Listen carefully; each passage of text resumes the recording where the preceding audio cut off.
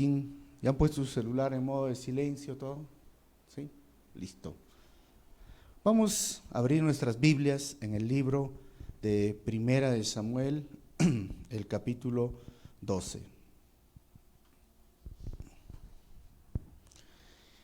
Y vamos a leer en este momento desde el versículo 22 en adelante. Primera de Samuel 12, 22 en adelante. Por amor a su gran nombre, el Señor no rechazará a su pueblo. De hecho, Él se ha dignado hacerlos a ustedes su propio pueblo. En cuanto a mí, que el Señor me libre de pecar contra Él dejando de orar por ustedes. Yo seguiré enseñándoles el camino bueno y recto, pero los exhorto a temer al Señor y a servirle fielmente y de todo corazón, recordando los grandes beneficios que Él ha hecho en favor de ustedes. Si persisten en la maldad, tanto ustedes como su rey serán destruidos. Vamos a orar. Señor, te doy gracias en esta mañana por este tiempo que nos permites estudiar tu palabra. Háblanos, Señor, a través de ella. Ayúdanos a entender cómo tú te relacionaste con tu pueblo escogido y elegido y cómo tú quieres relacionarte hoy con nosotros que somos ahora tu pueblo. Permite, Dios, que podamos escudriñar tu escritura con rectitud. Usa mi vida, Señor, en esta mañana para compartir de tu palabra y que tu Santo Espíritu redarguya nuestros corazones. Te pido esto en tu nombre, Jesús. Amén.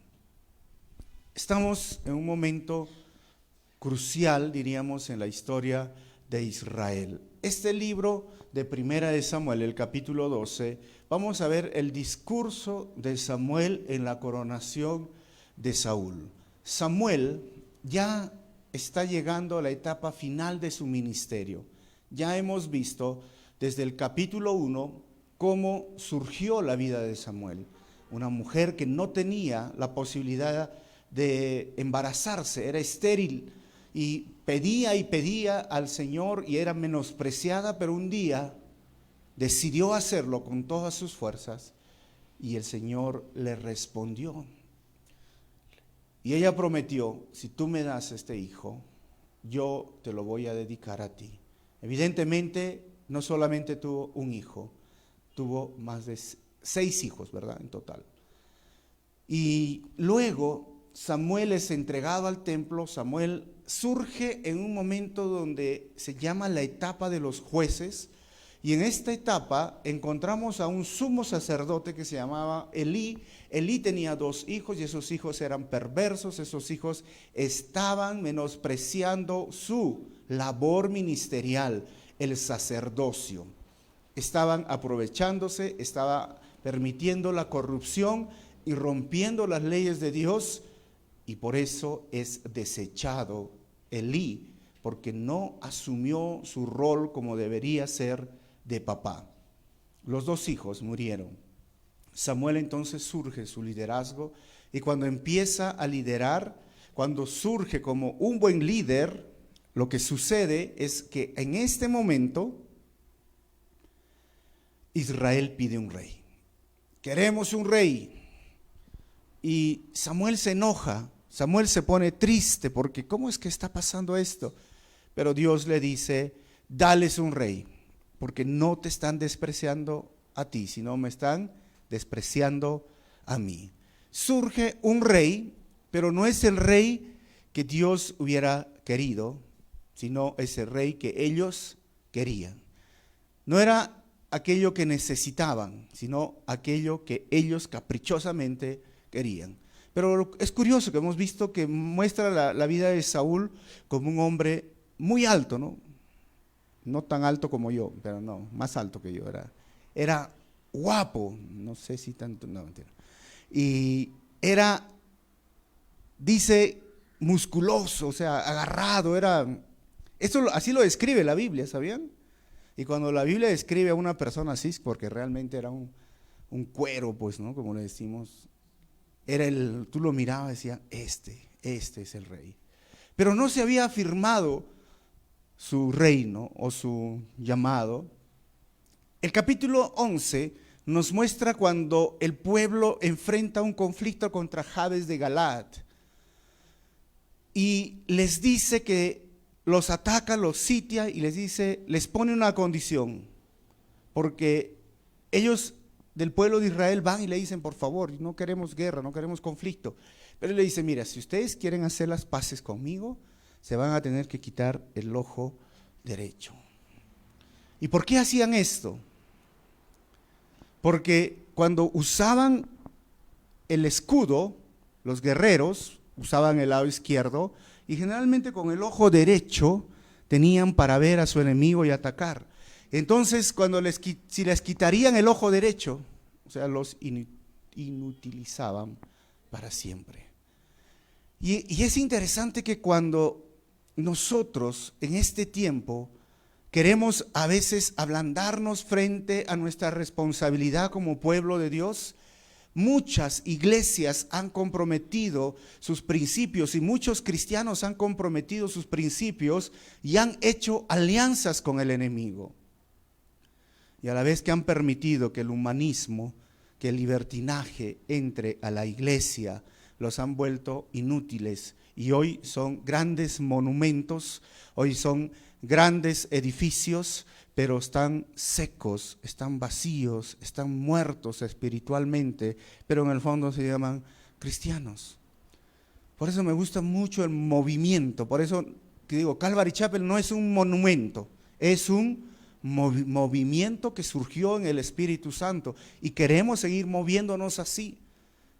Sé que no somos muy grandes en todo el mundo, aunque estamos en 172 países aproximadamente, pero hay monumentos más grandes que esos, pero que el Señor nos guarde.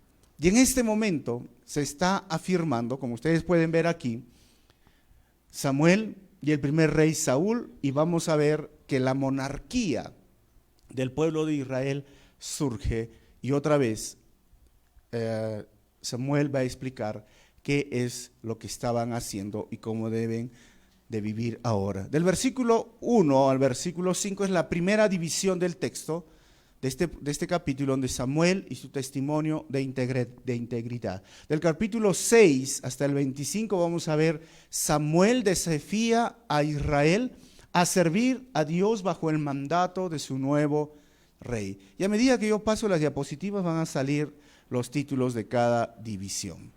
Dice el versículo 1, y Samuel le habló a todo Israel, prestenme atención, ya les he hecho caso en todo lo que me han pedido y les he dado un rey que los gobierne.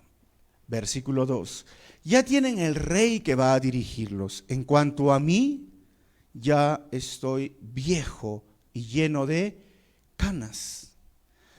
Y mis hijos no son parte del pueblo. Yo los he quitado a ustedes desde mi juventud hasta la fecha.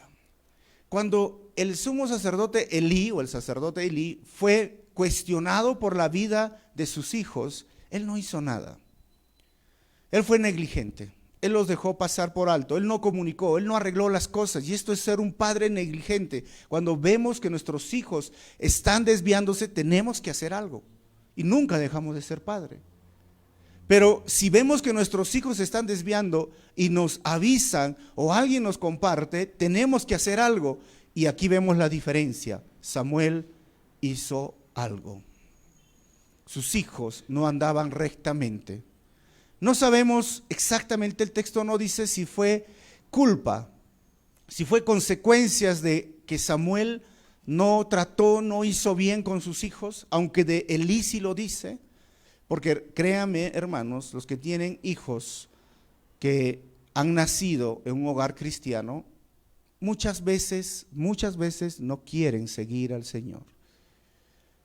Y muchas veces, a veces los hijos de misioneros o pastores no desean servir en el ministerio, y algunos son terribles. Por eso algunos, por ahí sale el dicho, ¿no? Uy, los hijos de pastores, cuídense de los hijos de los pastores, ¿no? Y no es extraño. Hace unas semanas hemos estado en una conferencia y un pastor también comentaba su testimonio y decía que uno de sus hijos estaba metido en drogas. Y era difícil para él ministrar en la iglesia, hablar con los jóvenes mientras tenía un hijo que se portaba de lo peor. Pero Dios lo rescató. Por eso nunca debemos dejar de orar, pero también tenemos que tomar acciones. ¿Y cuáles son las acciones de Samuel? Él dijo, mis hijos son parte, ¿sabes qué?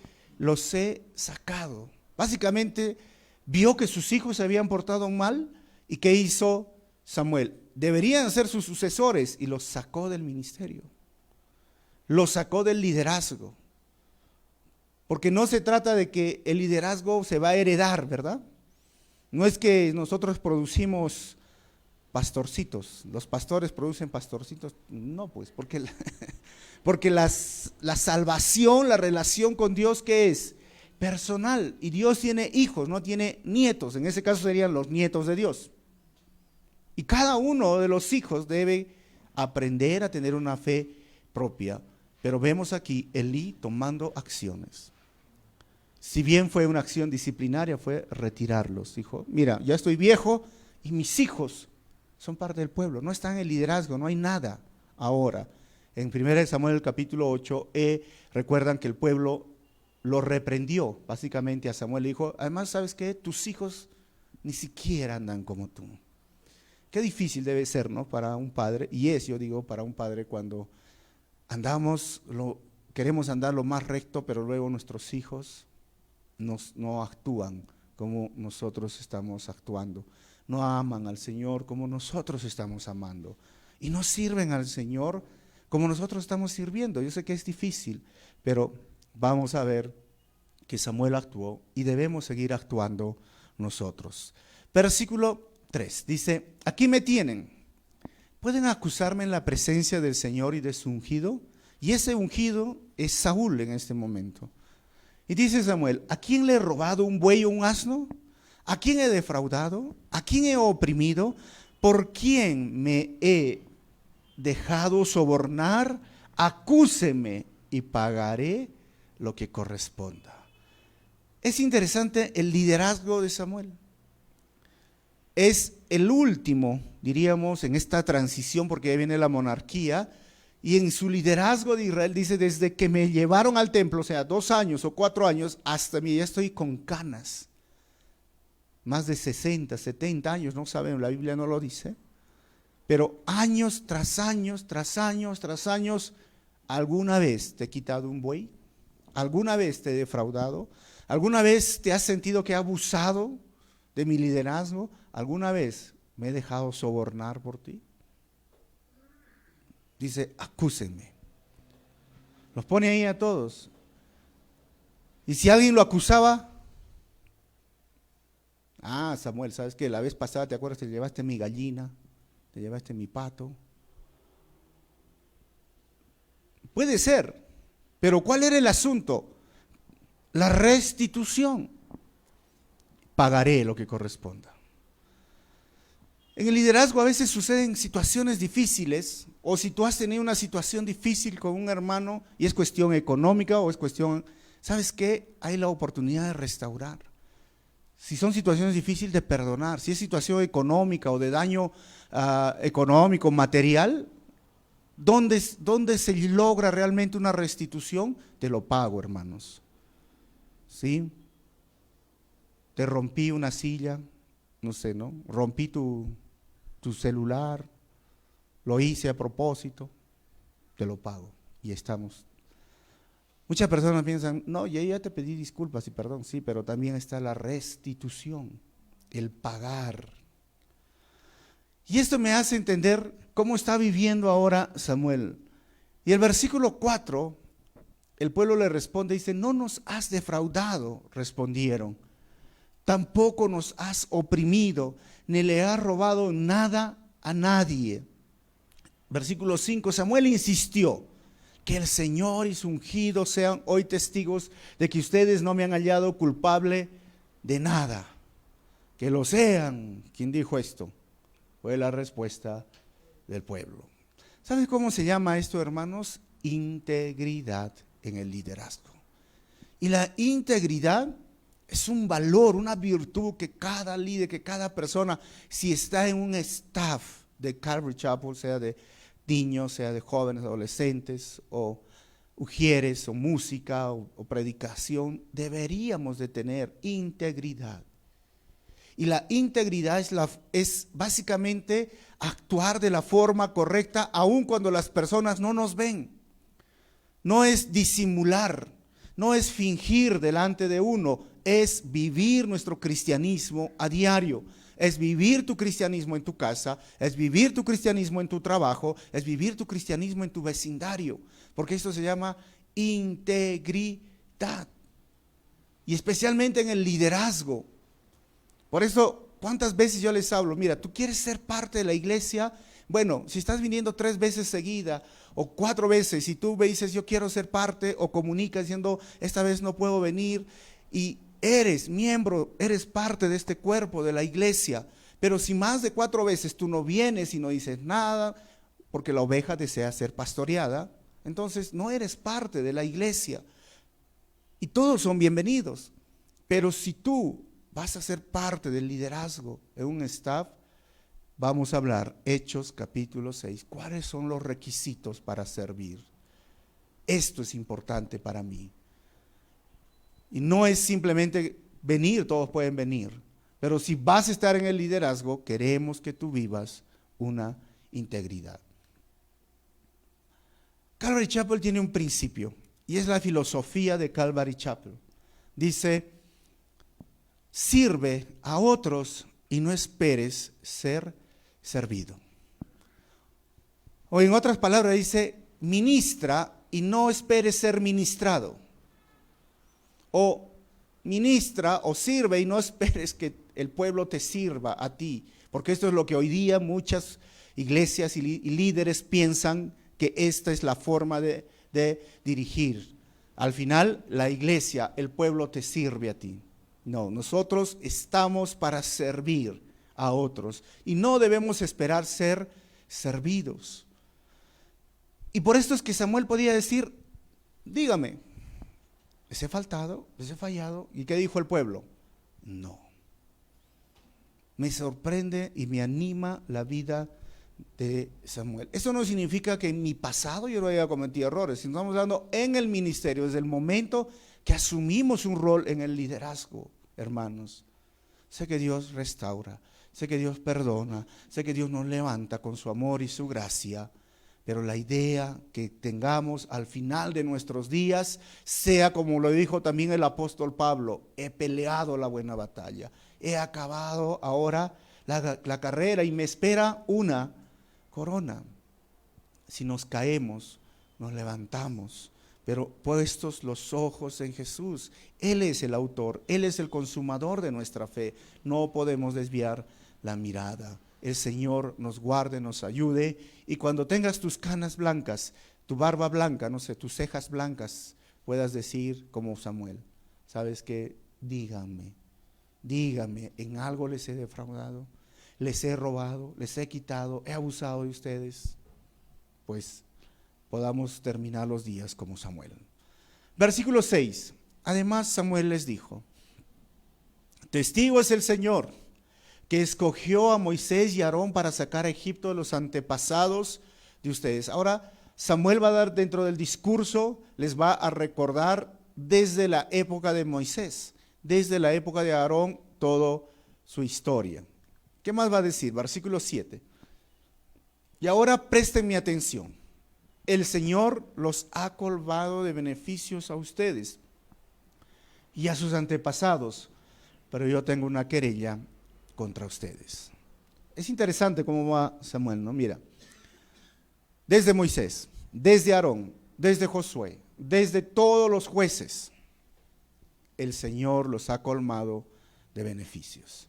O sea, les hace recordar la historia. ¿Y qué con nuestra historia? Desde que hemos conocido al Señor, ¿qué? ¿Todo ha sido siempre problemas, algo difícil? ¿O ha sido más bendiciones, ha sido más beneficios? Siempre debemos recordar esto. Pero ¿cuál es la querella? ¿Cuál es la queja que tenía contra ellos? Versículo 8. Después de que Jacob entró en Egipto, sus descendientes clamaron al Señor. Entonces el Señor envió a Moisés y a Aarón para sacarlos de Egipto y establecerles en este lugar. 9. Pero como se olvidaron de su Señor y Dios, Él los entregó al poder de Sisara, comandante del ejército de Hazor, y al poder de los filisteos y del rey de Moab, y ellos les hicieron la guerra. ¿Cuál fue, diríamos, la consecuencia de haberse olvidado del Señor? El Señor los entregó al poder de sus enemigos. Eso es lo que está diciendo. Básicamente, la forma en que estaba disciplinando o corrigiendo Dios a Israel es poniendo simplemente, o dándoles, diríamos, ¿no? Dándoles lo que ellos querían. ¿Y qué querían? Estar alejados de Dios. Ellos querían olvidarse de Dios. Y Dios le dijo, bueno, tanto que quieres que yo me vaya de tu vida, me voy. No te protejo, no te cuido. ¿Y qué pasó cuando estaban desprotegidos? Sus enemigos vinieron y Él permitió. Esto es muchas veces lo que pasa en nuestra vida. Cuando Dios quiere animarnos, ¿sabes qué? A veces nosotros nos resistimos. Cuando Dios quiere bendecirte, a veces tú quieres rechazar la bendición de Dios. Cuando Dios quiere ser el Señor de tu vida, tú dices, no, yo quiero todavía ser mi Señor. Y te olvidas de Dios, te olvidas de su amor, te olvidas de su gracia, te olvidas de toda la forma que Dios te ha bendecido. Y al final tú quieres seguir siendo el Señor de tu propia vida. Y tanto que tú deseas ser el Señor de tu propia vida y no quieres que Jesús sea el Señor de tu vida, el Señor te permite y dice, bueno, tanto que quieres alejarte de mí, bueno, te dejo. Y es en ese momento donde sufrimos. Porque el enemigo está buscando a quien devorar. Porque nuestra carne, ¿qué sería de nosotros, hermanos, si Jesús no viviría dentro de nosotros? Seríamos los mismos, como dice Pablo, ¿no? Desgraciados que antes. Seríamos lo peor. Hermanos, sin Cristo, ustedes no me han conocido sin Cristo, ¿no? Quizás ni me saludarían de repente, en verdad. Quizás no les caería ni simpático, ni bien, nada, ¿no? Y quizás tampoco yo te saludaría de repente si te conocería sin el Señor. Porque Dios ha cambiado nuestra vida, ha cambiado nuestra forma de vivir. Pero cuando nosotros deliberadamente decimos no a tus mandamientos, no quiero obedecer, no me quiero someter, muchas veces el Señor permite. ¿Para qué? Para disciplinarnos. Tanto lo quieres, tanto lo deseas, tanto quieres ese pecado, tanto quieres, tómalo. Y luego estamos mal, como estuvo el pueblo de Israel. Versículo 10, por eso ustedes clamaron al Señor. Y ahí es donde clamamos, ¿no? Hemos pecado al abandonar al Señor y adorar a los ídolos de Baal y a las imágenes de Astarte, pero ahora si nos libras del poder de nuestros enemigos, solo a ti te serviremos. Y este es el círculo que sucedía en el libro de Jueces. El pueblo, mira, era bendecido, si lo vemos aquí, y en este momento se olvidaba de Dios. Y como se olvidaba de Dios, sufrían, clamaban, y en ese punto Dios les enviaba un libertador. Cuando les enviaba un libertador, ¿qué creen? Eran bendecidos. Y cuando eran bendecidos, se olvidaban de Dios. Y cuando se olvidaban de Dios, clamaban a un Dios. Y cuando clamaban al Señor, Dios les enviaba un líder y los libraba. Y cuando eran librados, eran bendecidos. O sea, podemos dar 7 veces ese mismo círculo en el libro de Jueces. Abandonaron y abandonaron y abandonaron. ¿Y por qué el Señor dice, el pueblo dice, hemos pecado al abandonar al Señor y adorar a los ídolos? Esa es la gran pregunta que muchas personas a veces me dicen, ¿no? O sea, un católico que adora a los ídolos, ¿podrá ir al cielo? Pues acá está su respuesta. No puedes adorar a los ídolos y a la vez adorar al Señor. Es como el agua y el aceite. Es contradictorio. Porque el momento que tú adoras al Señor, dejas a los ídolos. Cuando Pablo llegó a la ciudad de Éfeso y predicó que Jesús es el Señor y Salvador, y una gran cantidad de personas se acercaron a rendirse y humillarse al señorío de Cristo, ¿sabes cuál fue la consecuencia? Dejaron los ídolos y los empezaron a quemar. Y hasta sus libros de magia los empezaron a quemar. Y aquellos que hacían ídolos, ¿qué creen que sucedió? Se enojaron y dijeron: nos está malogrando el negocio Pablo, y levantaron un tumulto y lo quisieron matar. En el libro de Tesalonicenses, Pablo les dice: yo reconozco que ustedes, su fe es verdadera. ¿Por qué? Porque han abandonado a sus ídolos. Porque la adoración a los ídolos siempre Dios lo ha rechazado y lo ha despreciado. Es abominación, Dios lo detesta. Los ídolos que adoraban en ese tiempo, Baal, como está aquí en la figura, y Astarte, eran imágenes, eran representaciones de sus dioses. ¿Y qué son hoy día los ídolos? Son imágenes, son representaciones de Dios. ¿Y por qué sería tan como ofensivo, tan difícil? Es como que si yo estoy aquí, bueno, mi esposa está aquí, los dos queremos tener una relación y nos esforzamos por tener esta relación, ¿verdad?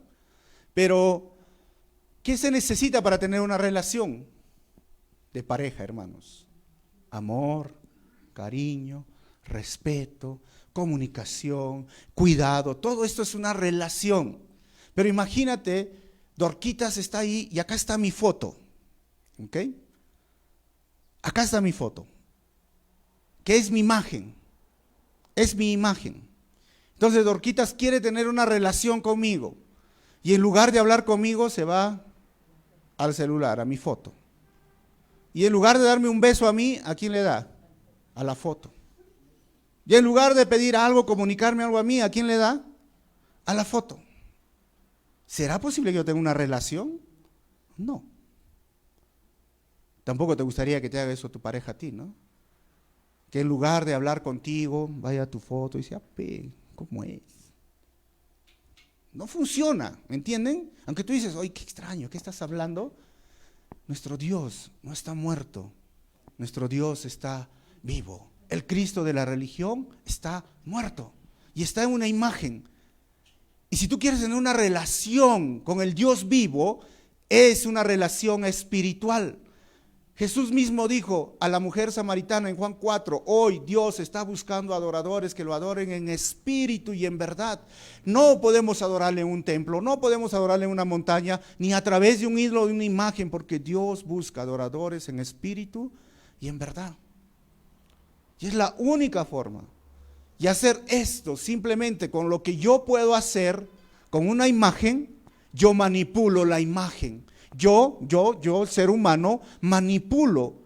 Y cuando no quiero que me vea, pues ¿sabes qué? Acá te veo. Te dejo en la casa, ¿ya? Y yo hago en mi trabajo lo que quiero. Pero un Dios vivo está en tu trabajo y no puedes manipularlo. Yo a la imagen lo puedo esconder. Y le puedo engañar y le puedo hacer todo porque no ve, no escucha, no camina, no hace nada. Es una imagen. Pero a Dios, un ser vivo, no puedo hacer con esto. Por eso es un intento de acercarse a Dios a través de un ídolo. Y siempre el ídolo te va a demandar en tu mente algo y tú lo puedes manipular. Pero Dios quiere amarte, Dios se entregó por ti, Dios te ama, Dios te cuida, Dios te protege, pero también te pide cuentas. Y eso es la diferencia. Israel dice: hemos pecado, porque hemos abandonado al Dios del universo, al Dios de las galaxias, y nos hemos puesto a adorar a ídolos. Pero ahora, si nos libras del poder de nuestros enemigos, solo a ti te serviremos. Versículo 11, entonces el Señor envió a Jerubbaal, Baraj, Jefté y Samuel. Los libró a ustedes del poder de los enemigos que los rodeaban para que vivieran seguros.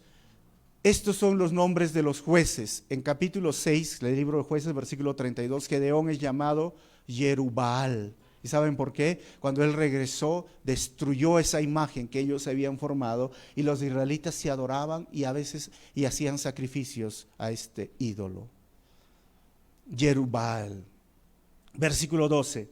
No obstante, cuando ustedes vieron que Nahás, rey de los amonitas, los amenazaba, me dijeron: no, queremos que nos gobierne un rey, y esto a pesar de que el Señor, su Dios, es el rey de ustedes. Entonces Samuel hace un recordatorio desde Moisés, los jueces y hasta de su último enemigo, y le dice: ahora último, recuerden, hace el capítulo 11, ustedes estaban pidiendo un rey, pero recuerden, Dios sigue siendo el rey de ustedes. A pesar de que haya un rey físico, ¿quién era el verdadero rey? Cristo.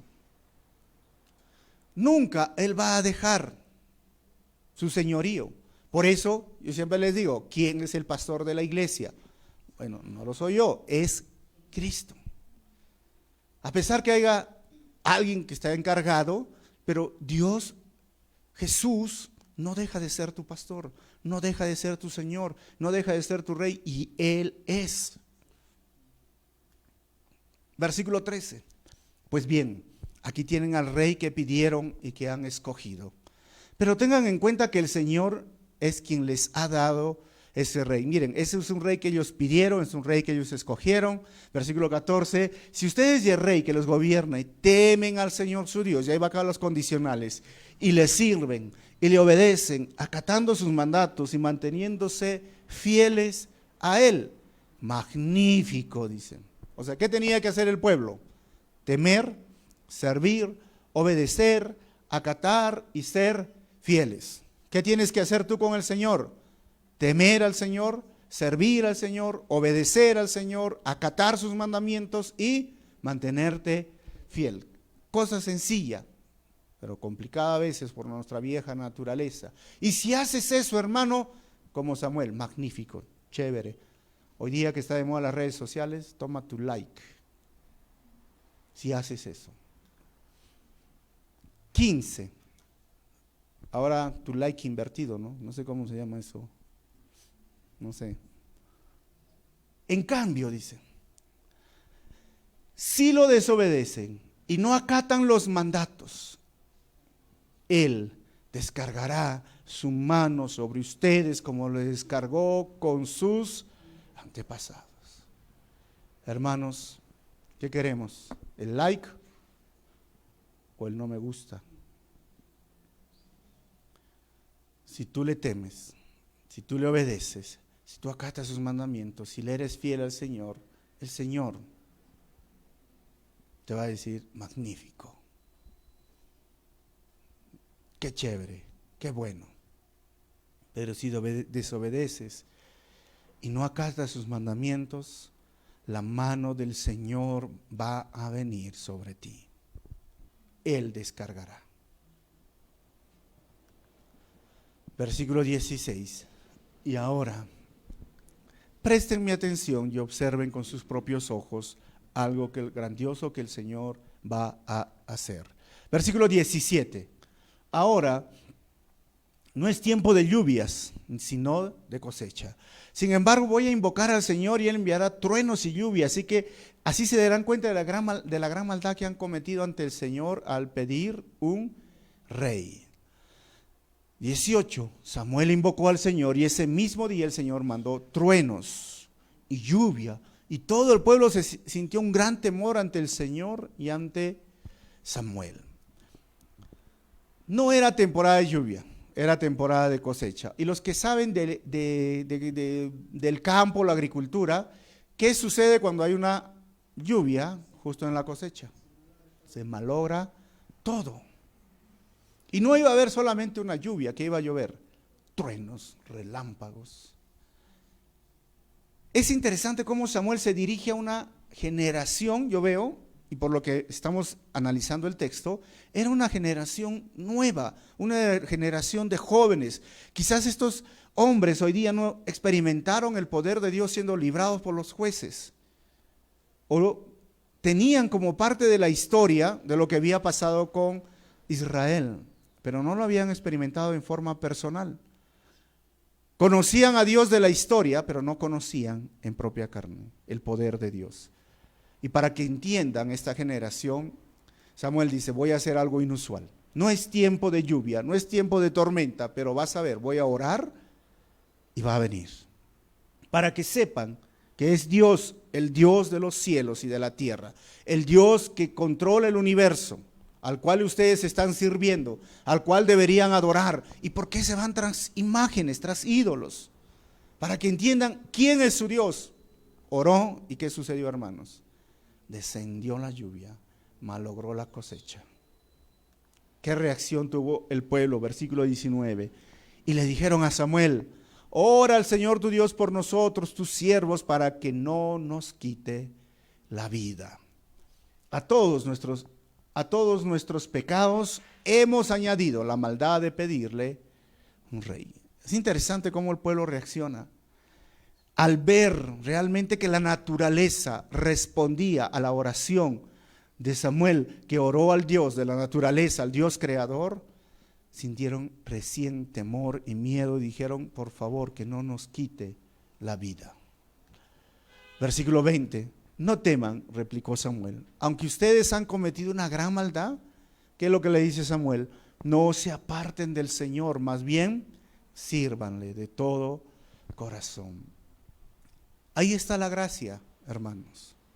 Ahí está la misericordia de Dios. Porque una persona dice, no veo gracia en el antiguo. No, sí, ahí está la gracia. ¿Sabes qué? No se preocupen. Han cometido una gran maldad. Lo han hecho, han pecado. Pero ahora que se están arrepintiendo, no se aparten más del Señor. Siempre les digo, hermanos, que el inteligente aprende de sus propios errores, pero el sabio aprende de los errores de los demás. Las ovejas pueden caer en el lodo, se ensucian, pero se levantan y tratan de limpiarse o vivir sin el lodo. Solo los puercos, como dice la Biblia, o los chanchitos, se caen al lodo y se revuelcan y se sienten felices. Aquel que ha nacido de nuevo, en algún momento puede cometer una maldad, puede cometer un error, puede cometer un pecado, pero cuando se arrepienten, el Señor en primera de Juan capítulo 1, versículo 9, dice, si confesamos nuestros pecados, Él es fiel y justo para limpiarnos de toda maldad. En Cristo, en el Señor encontramos la gracia. Esa mujer fue traída cuando la descubrieron en adulterio y todos querían apedrearla. ¿Y qué le dijo el Señor? Ni yo te voy a juzgar, pero ¿sabes qué? No vuelvas a pecar. ¿Qué les dice Samuel? No se aparten del Señor. Ahora que se han arrepentido, ahora que están dejando sus ídolos, Baal, Astarte, adoren solo a Él. No se aparten, no vayan tras imágenes. Más bien, sírvanle con todo o de todo corazón. No lo hagan de forma mecánica, no lo hagan de forma, bueno, me tocó servir. Qué terrible servir así, de forma mecánica, porque probablemente había su sacerdocio, pero lo hacían así, a veces a Dios, a veces a Baal, a veces a Astarte, con un corazón frío, con un corazón que no realmente entendía que es un privilegio servir al Señor. Sírvanle de todo corazón. Y versículo 21 dice, no se alejen de Él por seguir a ídolos inútiles, que no les pueden ayudar ni rescatar. ¿Para qué sirven los ídolos? Yo no lo digo, ¿qué dice la palabra? No sirven para nada. Porque toda la historia se ha demostrado. ¿Para qué sirven los ídolos? Para nada. Porque no son Dios. No sirven para nada. Dejen de seguir a los ídolos. No se alejen del Señor ahora que están arreglando cuentas. Versículo 22. Por amor a su gran nombre, el Señor, ¿qué dice? No rechazará a su pueblo. De hecho, Él se ha indignado a hacerles a ustedes o se ha dignado, perdón, no indignado, a ustedes su propio pueblo. La relación que Dios quería tener con Israel era única. Ellos eran el pueblo escogido por Dios. Desde Génesis, el capítulo 12, el capítulo 13, ustedes pueden encontrar, por medio de ti serán benditas todas las naciones. El pueblo cometió pecado, pero Dios siempre lo restauraba, siempre lo llamaba, y así es la relación con nosotros. Primera de Juan, que nos dice, si decimos que no tenemos pecado, nos engañamos. Pero si confesamos, Él es justo, Él nos perdona, Él nos limpia. Así que se ha dignado por hacerles a ustedes su propio pueblo, así que no los va a rechazar. No se sientan que no merecemos la gracia y el perdón, pero como te dije, no vuelvas a hacerlo. No se alejen del Señor por seguir a esos ídolos inútiles. Hermanos, esto me enseña algo. No podemos vivir en el pasado, ni menos vivir en el futuro. Solo podemos hacerlo en el presente. Las victorias de Israel, la forma en que Dios trató en Egipto con los jueces, ellos no podían vivir de su pasado. Eso no los puede mantener ni sostener su fe. Pero tampoco podían vivir el futuro, porque ¿cuál era el problema? Su presente. Por eso, ni menos vivir en el futuro. Solo podemos hacerlo ¿dónde? En el presente. Porque hay personas que dicen, mira, yo enseñaba, yo predicaba, yo oraba, yo ayunaba 40 días, yo, no sé, hacía vigilia, yo hacía, pero ¿y ahora qué haces? Nada.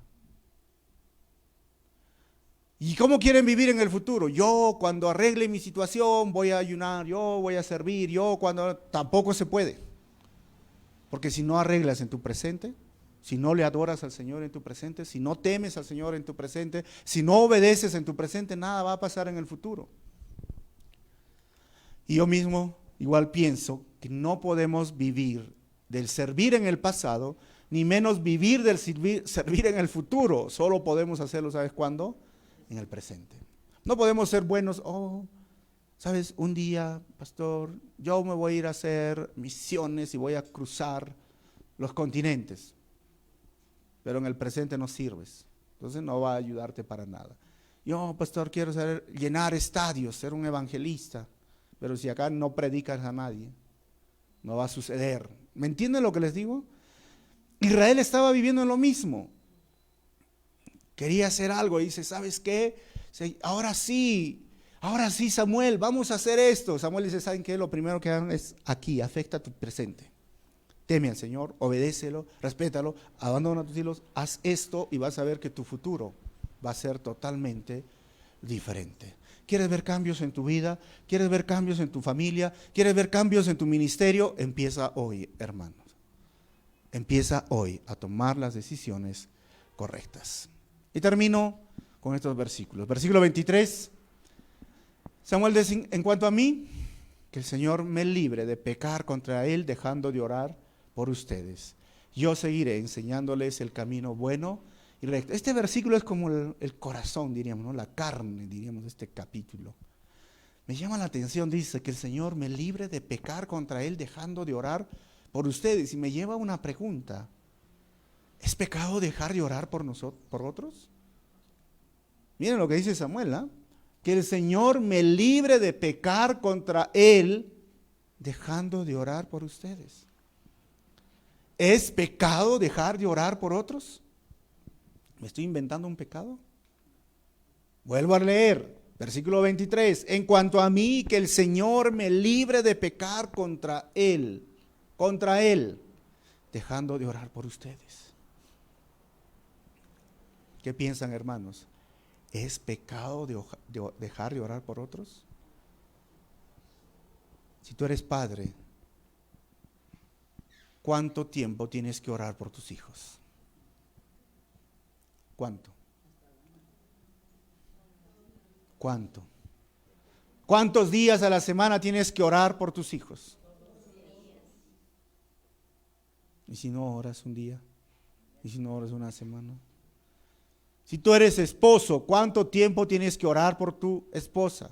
Si tú eres esposa, ¿cuánto tiempo tienes que orar? ¿Qué días? Si tú eres hermano y tu hermano, tu hermana no está siguiendo al Señor, ¿cuánto tiempo tienes que orar? ¿Qué días tienes que orar? Por eso Samuel decía, oye, a pesar de que ustedes han cometido sus errores, a pesar de todo esto, a pesar de que ahora, mira, ya tienen su rey y ya no me dan bola a mí, ¿no? Ya no me quieren a mí. ¿Sabes qué? ¿Sabes qué? Ahora sí. No. ¿Se imaginan a Samuel decir, no, ahora sí se la van a ver conmigo, ya no voy a orar, no voy a hacer esto? No, vamos, no voy a dejar de orar por ustedes. Ese es el corazón de un líder, el corazón de un pastor, que no deja de orar por las ovejas. Por eso Pablo en Efesios capítulo 6, versículo 18 decía, oren en el Espíritu. ¿Cuándo? En todo momento, con peticiones y ruegos, manténganse alerta y perseveren en oración por todos los santos. Hermano, ora en el Espíritu, en todo momento.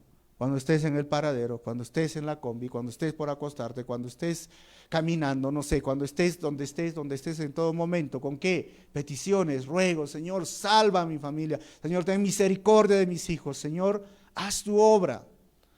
¿Y qué tienes que hacer? Mantente alerta, porque el enemigo está buscándote también a ti para devorar. ¿Y qué más? Persevera. Por eso es tan importante para mí tener un tiempo de oración los miércoles, un tiempo de oración de ayuno. Hemos programado ayunos periódicos acá, porque esto es nuestra forma que queremos hacer iglesia, por todos los santos. Pero también dice, yo seguiré, mira, me están rechazando, no voy a dejar de orar por ustedes, pero también voy a hacer algo.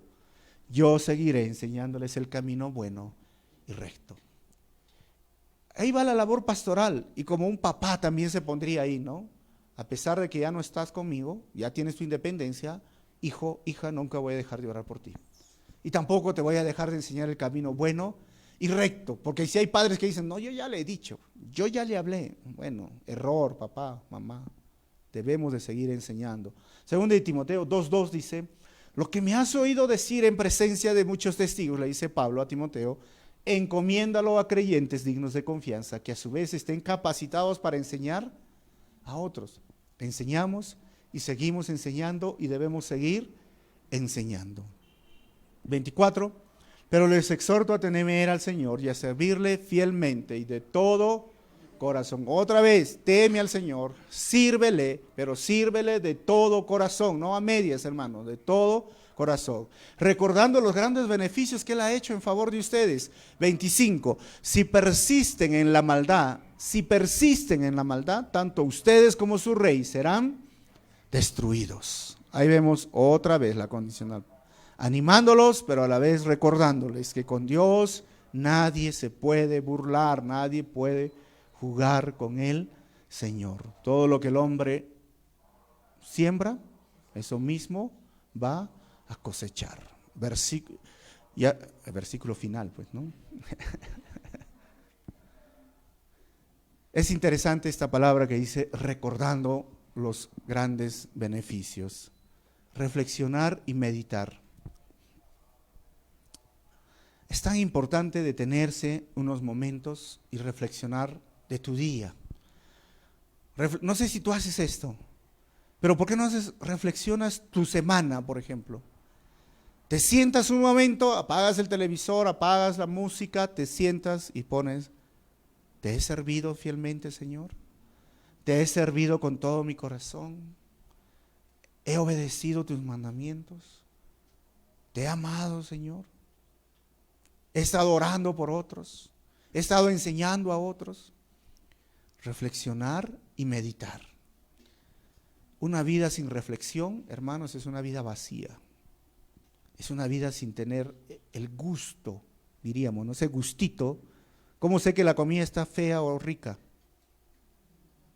Cuando lo saboreo, cuando lo pruebo. ¿Cómo sé que mi vida está bonita o fea? ¿Sabe qué logra esto? La reflexión, el meditar.